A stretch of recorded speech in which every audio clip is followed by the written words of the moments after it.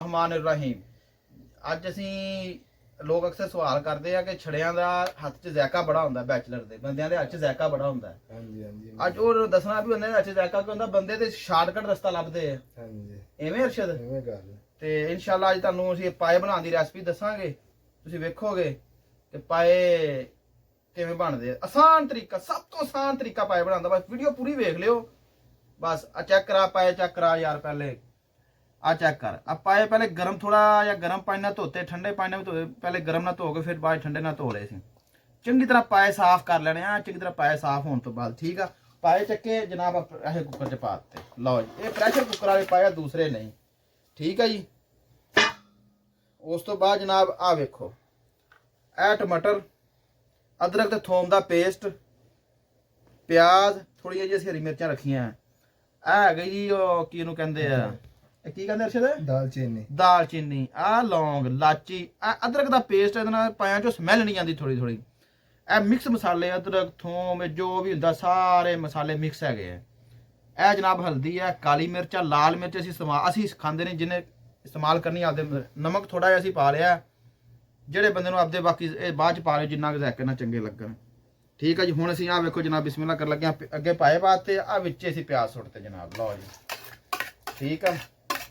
अच्छा ये एक चीज़ गौर रखनी है कि जी आ चीज़ है ना, थोम, हरी मिर्च, अदरक, ये कुट के पानी है। कोशिश करनी है ए वेखो चट्टू वट्टे च वजह चेक करा, ये कुट के पानी है। उनका एक अपना ही जायका होंगे जी। इस चीज़ तो ग्रैंड नहीं करनी, जो भी बनाना ग्रैंड नहीं करना।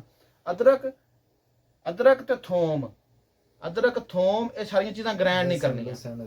लसन अदरक ये वगैरह ये ग्रैंड नहीं करने, इवें ही पाने हैं, ठीक है। लो जी ये भी असीं विच ही सुट्टता है। लो पढ़ो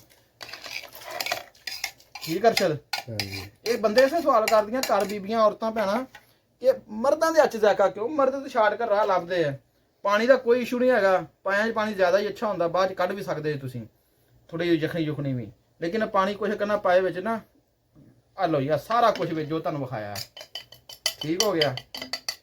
लो जी इनू जनाब थोड़ा जिहा हिला के ताकि उत्ते चेक करा कर इधर कलाम सिंह साहब, आ चेक कराओ।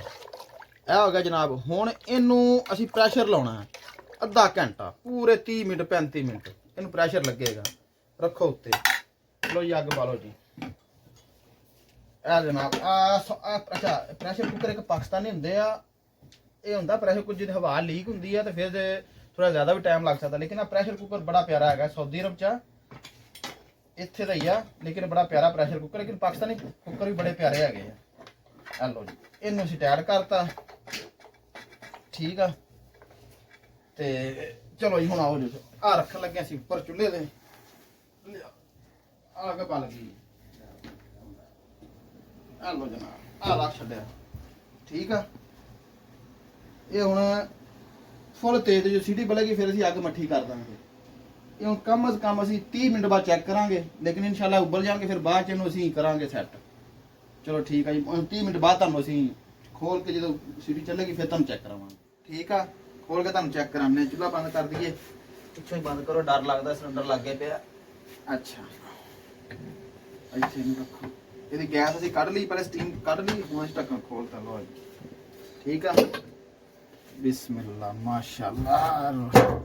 लो जनाब पाए साडे गए उबल, ठीक है।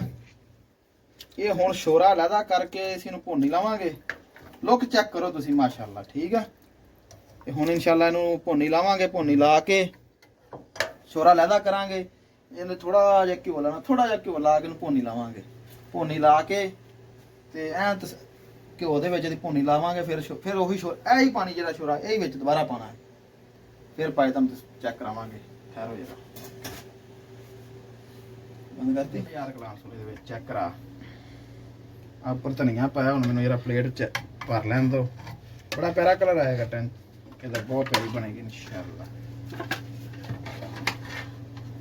चेक करा इधर, इन्ना जो स्मैल नहीं आएगी इंशाअल्लाह। जिस तरीके नाल बनाए ना असीं, थोड़ा शोरबा ज़्यादा रखे, आपकी मर्जी होंदी है। शोरा ज़्यादा रख लो, घट रख लो, ठीक है। लो जनाब